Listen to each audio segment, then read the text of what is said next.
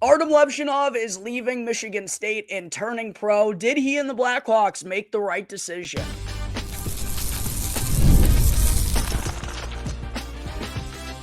You're Locked On Blackhawks, your daily podcast on the Chicago Blackhawks, part of the Locked On Podcast Network, your team every day. What's going on, everyone? Welcome back to another episode of Locked On Blackhawks, part of the Locked On Podcast Network, your team every day. As always, quick reminder off the top, go and hit that like button for me. Comment down below and subscribe to Locked On Blackhawks on YouTube as well. That's the best way that you can go and show some support, and it's all 100% free. Won't cost you anything and really does go a long way for yours truly. And last but certainly not least, got to let you all know today's episode is sponsored by FanDuel. Sign up today and visit FanDuel.com/lockedon to get daily boosts and bonuses all summer long. All right, good afternoon, everyone. Again, thank you all for joining me on another episode of Locked On Blackhawks, your one-stop shop for all things Chicago Blackhawks. I hope everyone out there had themselves a lovely 4th of July weekend, as I'm sure you can all tell by my voice. I certainly did. It was hectic, chaotic, and busy weekend for your boy over here as a couple of good lifelong friends got engaged over the weekend. Shout out to the Woodses one more time.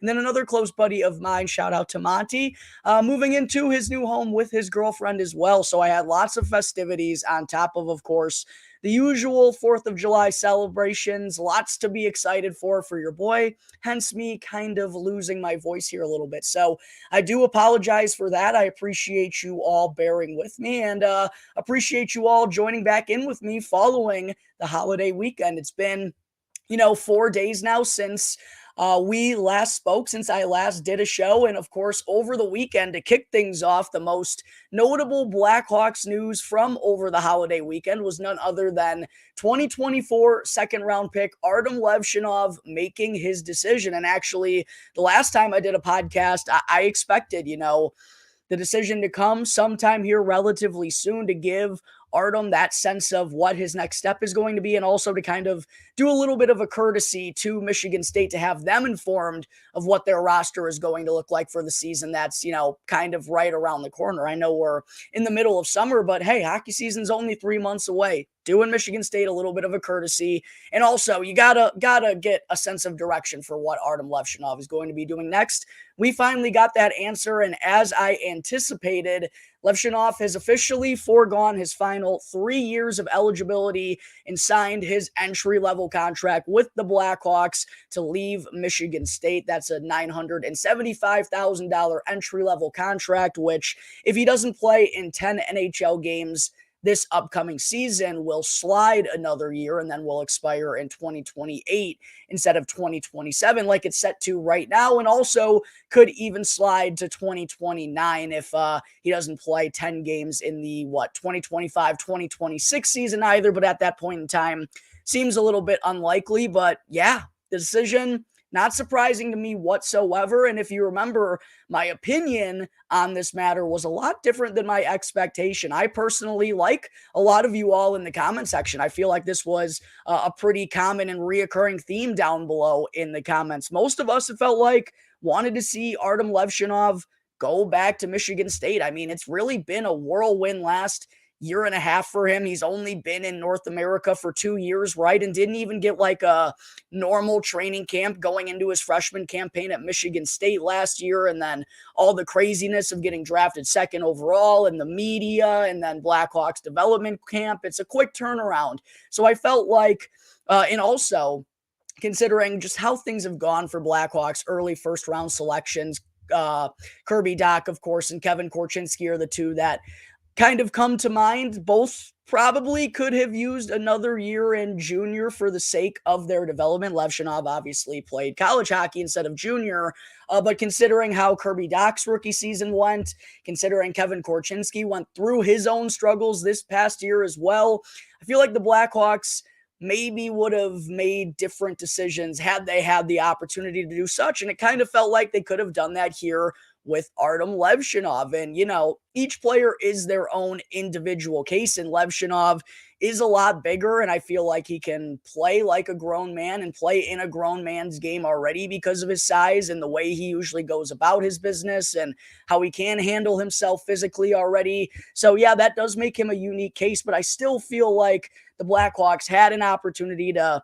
maybe learn from some of their past decisions and go with the over-ripening route. Let Levshunov go back to a place he kind of just got familiar with a little bit. Go and be the man for Michigan State, right? Like he was this past year to lead them to the Big Ten championship. He's going to be playing in one of the best leagues in college hockey, going up against many other top NHL prospects on a nightly basis, and he can still get a lot of value out of his development there. That's what I wanted the Blackhawks to do, but I fully expected Levshunov to ultimately end up signing his entry-level contract, right? Especially after hearing what assistant general manager Mark Eaton said last week. It was clear that's what the Blackhawks personally wanted.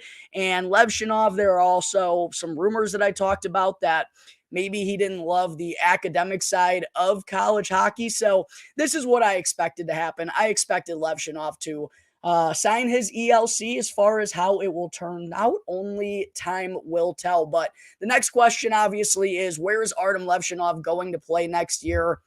Look, I would give him a sub 5% chance of making this Blackhawks team out of training camp, right? And that honestly, might be a high percentage. It could even be lower than that, just considering the additions that the Blackhawks made on their blue line in free agency, right? Adding not only Alec Martinez, but TJ Brody as well. That's going to make things even tough for a guy like Wyatt Kaiser or Ethan Del Mastro to crack this Blackhawks roster out of training camp. And those are guys who already have professional experience under their belts and are a little bit further along the development path than Artyom Levshunov already is. So 100% he's going to be going to Rockford, and that's likely where he'll spend the majority, if not all, of his season. Maybe if things go well, the Blackhawks kind of reward him with a call-up like we saw happen to Ethan Del Mastro this past season after he was an AHL All-Star in his rookie year. But it's going to be tough enough for Kaiser, Del Mastro. I mean, it's hard to see even Nolan Allen creeping into the NHL lineup out of camp.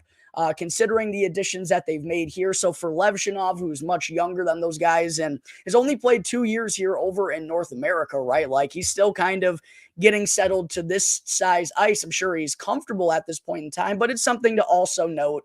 So undoubtedly he's going to be going to Rockford, and I'd probably expect him to be Ethan Del Mastro's defensive partner, maybe right out of the gate, or there's a world in which Kevin Korchinski also could start next year with the Rockford Ice Hogs. That could be a natural defensive partner to complement him on the left-hand side, have Levshunov on the right-hand side potentially, but he's going to be playing a big role for the Ice Hogs all season long, and I'll tell you what, it's going to be really fun to watch that Ice Hogs blue line all year long in the development of all those guys, regardless of how the roster shakes out in the fall going into the start of the regular season. There are going to be a lot of potential puzzle pieces that this organization is hoping for. Getting serious action down with the Ice Hogs once again will be fun to watch that team from afar. But those are my 2 cents on Artyom Levshunov electing to forego his final 3 years of college eligibility to sign his entry-level contract with the Blackhawks, officially making the leap to pro hockey. Coming up in just a moment here, I still have to get into some other notable updates out of Blackhawks development camp. But first, I got to talk to you all real quick about the fine folks over at FanDuel. I love sports, and I love them so much that I never want them to stop. But as the Stanley Cup final has come to a close, the NBA championship is wrapped up as well. Unfortunately, we get fewer games, and the sports just aren't sportsing like I want them to. However, FanDuel lets me keep the sports going whenever I want. All I got to do is open up the app and dream up bets anytime that I'm in the mood. And there has been some great soccer being played over the 4th of July weekend. It was electric. I got a couple of bets made for the games tomorrow with FanDuel. Kylian Mbappe in France are taking on Spain, plus 230 goal score for Kylian Mbappe. Anytime I could put a wager on the best player in the world, I am going to do so. I also like England minus 135 over the Netherlands. think this is the time for England. I really do. If you want to tail me on those bets, make sure to go and check out FanDuel.com/lockdown, where you'll also get daily boosts and bonuses all summer long. Again, FanDuel.com/lockdown to get daily boosts and bonuses. And FanDuel is an official sports betting partner of Major League Baseball.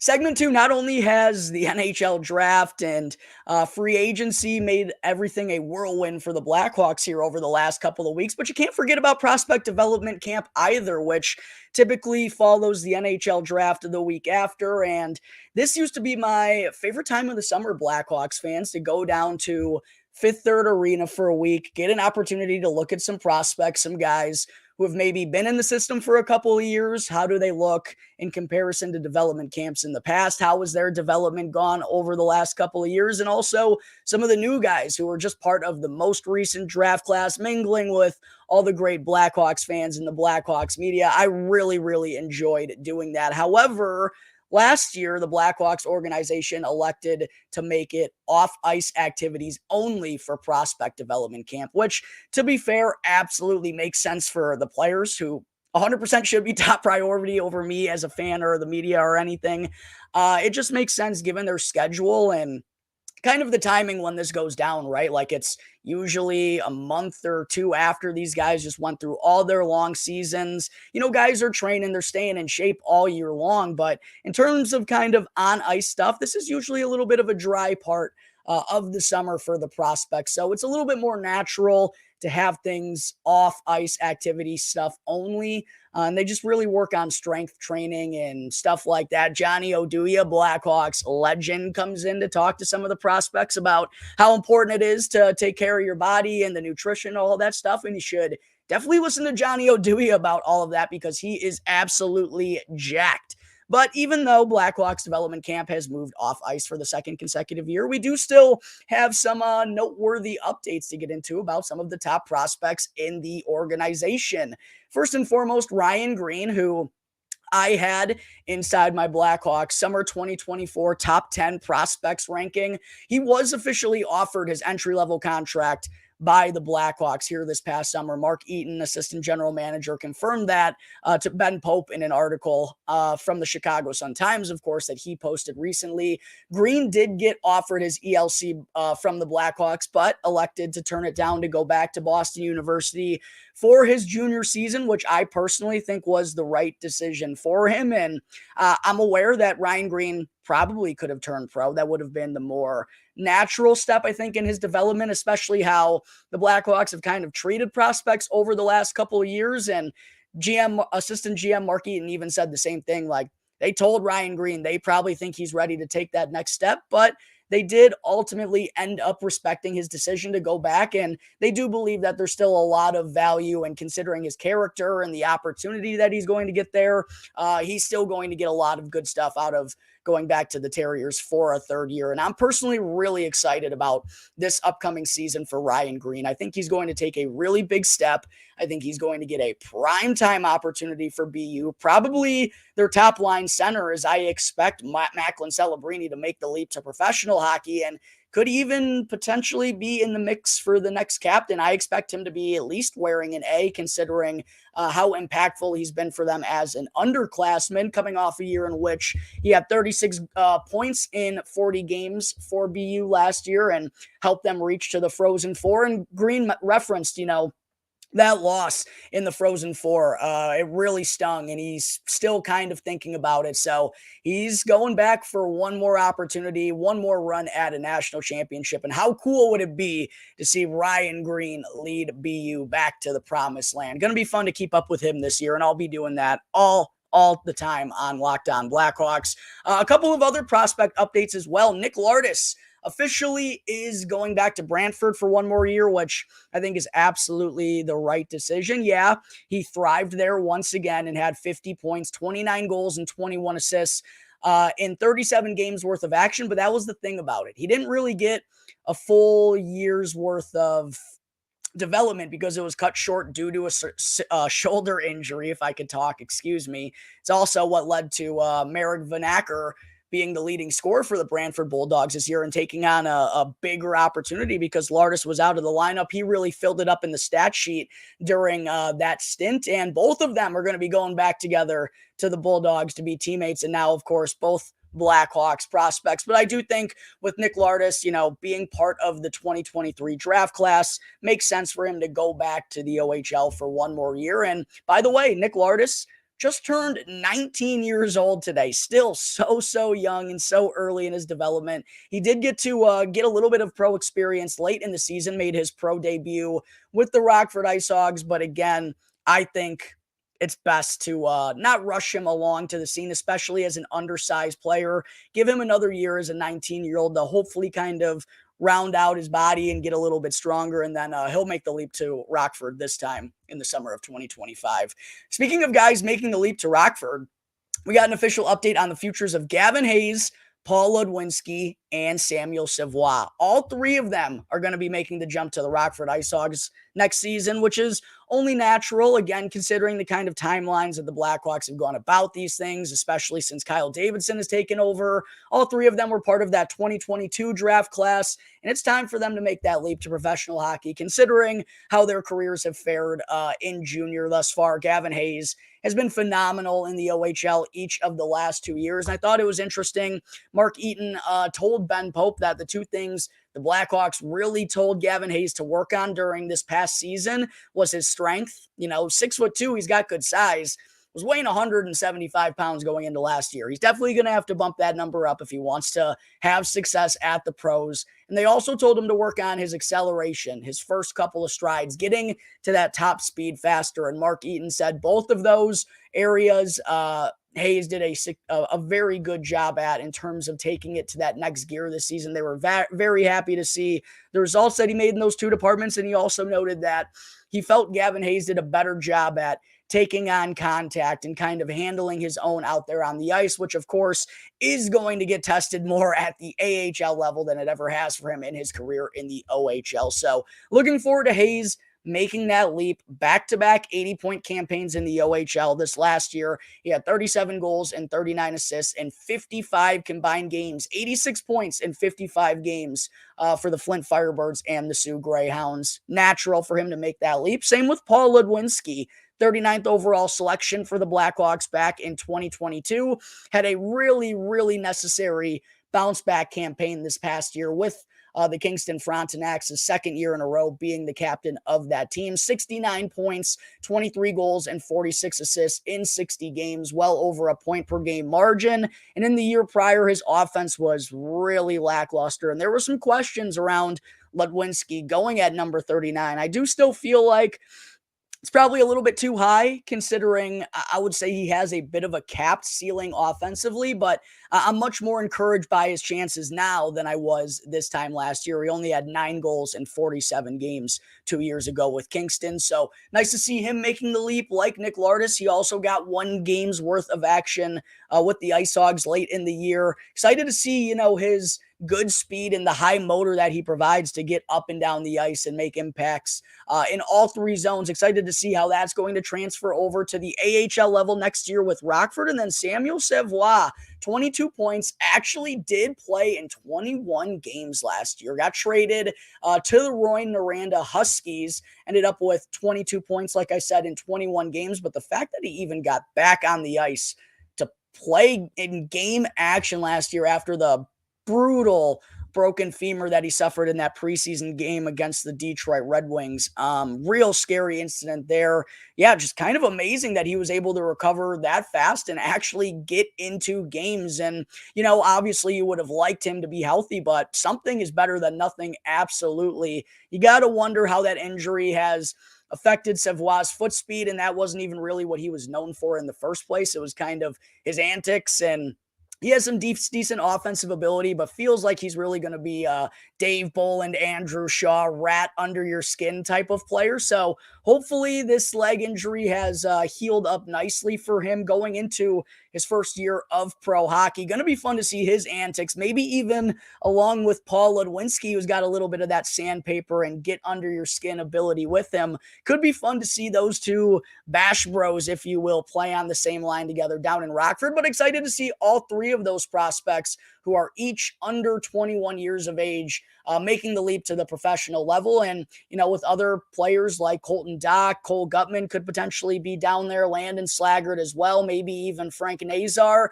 not only on defense, as I talked about in segment one, but the forward group is going to be really interesting for the Rockford IceHogs as well next year. But there are some of the notable updates that came out of Blackhawks development camp last week. Very excited to see more pieces of the puzzle finally taking that leap onto the big scene. Coming up in just a moment here before I wrap things up for the day. Still got to get into our weekly Mailbag Monday fan segment.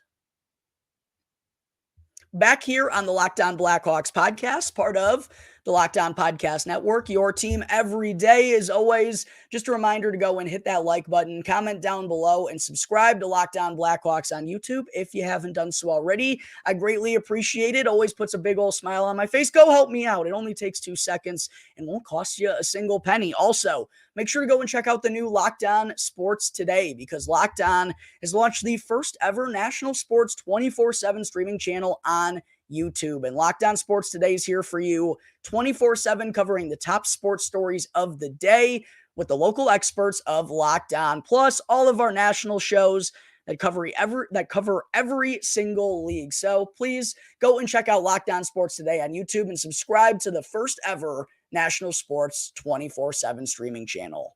All right, segment 3. Still have to get into Mailbag Monday here before I let you all go and enjoy the rest of your Mondays. And as always, just a reminder to go and share your questions down below right now in the comment section. Obviously, I won't be able to get to them until this time next week, but go and reach out. I know a lot of you Blackhawks fans out there have questions. I didn't really get a lot of them in the past week. It was just mostly everyone's own personal feelings about the NHL draft and free agency, which I'll be talking more about that all throughout the week. We're going to get to a dead zone here in content pretty soon. So I'll be talking about a lot of just kind of recapping stuff, what went down.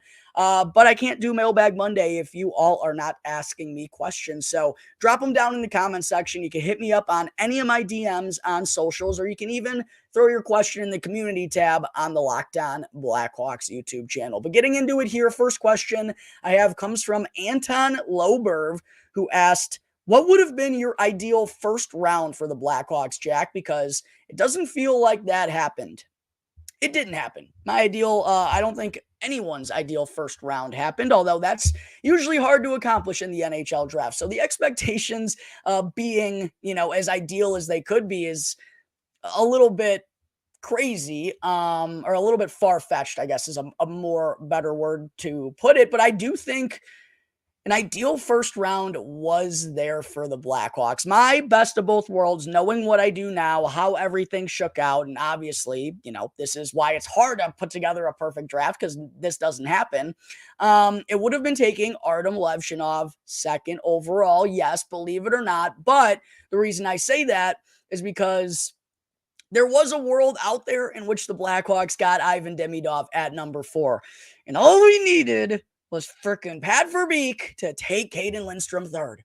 That's all we had to do. Because if he was off the board, Columbus is making that swap, and the Blackhawks get Ivan Demidov with the 4th overall pick. There was a world in which that happened, but no, Pat Verbeek selected Beckett Seneca, and he gave us one of the best draft, 2-second clips of all time. Not even he expected to go that early. So Blackhawks coming away with Levshunov and Demidov. I wouldn't have said that was my ideal first round unless, if that rumor that the Blackhawks were going to make that trade potentially with the Blue Jackets never came out. However, we know that now. So that would have been my ideal first round. Probably would have cost the Blackhawks, I'd imagine, the unprotected 2025 first round pick was the real big one, but I'd assume it would probably cost them number 18 as well.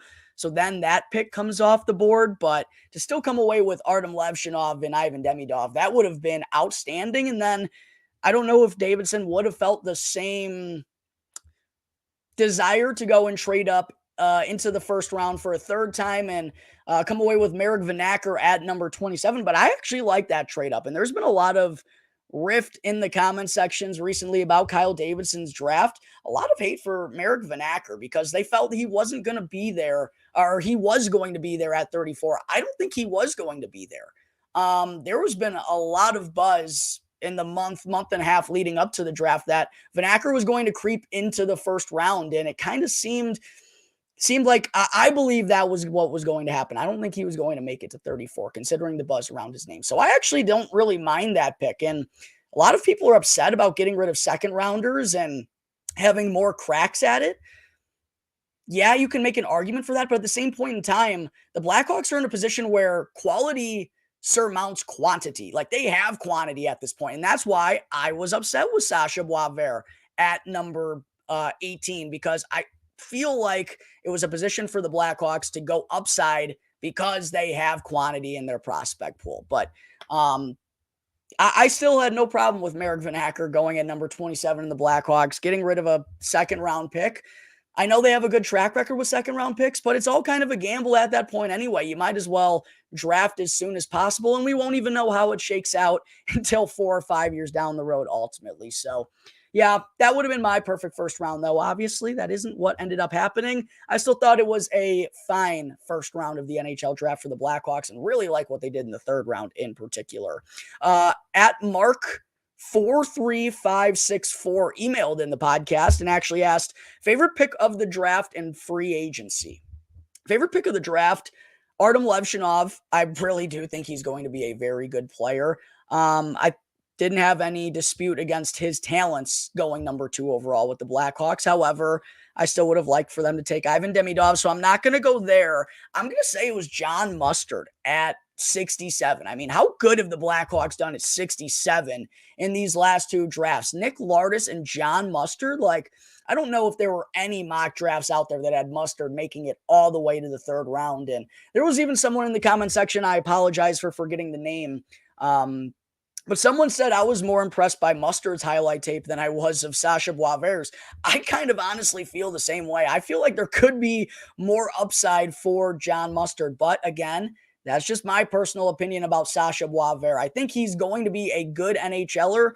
I just have questions about how high the upside is. That was my only reasoning for disliking that pick at number 18. Favorite pick of a free agency, believe it or not, it's Laurent Brossoit.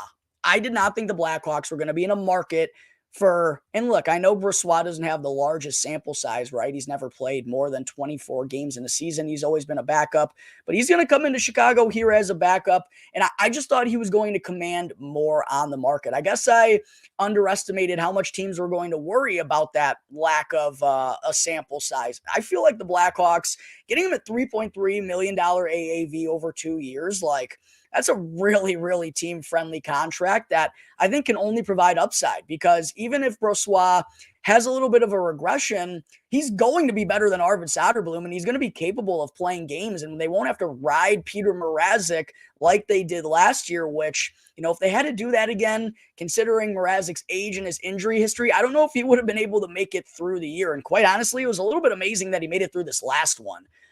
So I do have some concerns about Peter Mrazek's ability to repeat what he did for the Blackhawks again last year. Even though the defense will be much better in front of him, I still think this was a huge, huge addition for them to go and get a backup goalie of this caliber. I really thought they were going to go after Casey DeSmith or James Reimer or cheap veterans at that level. Never thought that they were going to be in the market for Laurent Brossoit. I really think that could be the sneaky best pickup of free agency. Other than that, though, Alec Martinez, really thought that was a contract that only has upside.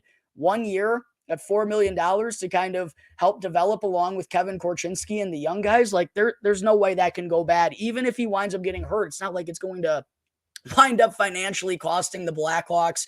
And Martinez will still be a great veteran leader for guys off of the ice and is a willing shot blocker, good PKer, plays in defensive situations. Really like that pickup as well.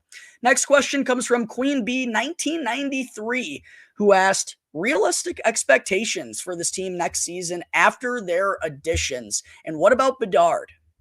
Okay, realistic expectations for the Blackhawks. It's way too early to get here. I don't think they're going to be a bottom 10 team in the NHL next year. I think they're going to be somewhere in that 10 to 15 range. However, I did think they were going to be somewhere in that 8 to 10 range last year, and we know how that turned out. However, this team is much deeper, much better in all areas than it was last year. I could see them getting around 80 points. I could see this team creeping up on that 35 win mark, which would be a notable leap considering what they've done the last 2 years. I think this is a team that is capable of going somewhere a little below 500 this year. I think that's a reasonable expectation. I really hope it happens. As far as Bedard goes, I don't really want to put numbers on him. I'm obviously going to do that because it's going to be a fun episode. I hate to do it, but 30 goals, 60 points. I'll be happy with Connor Bedard. He's got much better line mates. They're still not like top of the line mates. So I don't want to put unrealistic expectations out there. I absolutely think he should hit 30 goals next year. If he doesn't, that'll be a little bit disappointing. Last question here today comes from Mikey's mom, 1689, who also emailed in the podcast and asked, should I look into season tickets or is there a better package plan that I should know about? Please let me know if you have any insight on this matter. Thank you very much. I always try to help everybody out in any way that I can. I don't know much about the season ticket route. However, I do know there are pretty good package plans for half season tickets. I know two buddies of mine that have that, and they've been very reasonably priced the last couple of years. And quite honestly, I think now would be the time to look into it, because I think this team is going to get better slowly but surely over the next, 3, 4, 5 years as they start to creep into that competition window. Once again, those ticket prices are going to be jumping. I think the Blackhawks are going to spend some money. They'll be a good free agent destination, hopefully, which as a result will make ticket prices go up. So Mikey's mom, I would recommend to go and look into that now, sooner rather than later, because I think the prices are only going to go up in that fashion. But that's going to take care of today's episode of Locked On Blackhawks. As always, thank you all again for joining me on the show. Be sure to go and subscribe to Locked On Blackhawks on YouTube. If you haven't done so already, go and follow Locked On Blackhawks for free wherever you may be listening to your podcast as well. Drop a rate, drop a review. Those are always great and welcomed and help the show grow also. So please go and do your part if you can. I would always put a smile on my face. Also, you can go and find me on X at Jack Bushman 2. My Strictly Blackhawks account you can find at Talkin' Hockey for all the latest Blackhawks news and updates. So until tomorrow's episode, everyone, enjoy the rest of your Monday. I'll see you next time on the Locked On Blackhawks podcast, part of the Locked On Podcast Network, your team every day.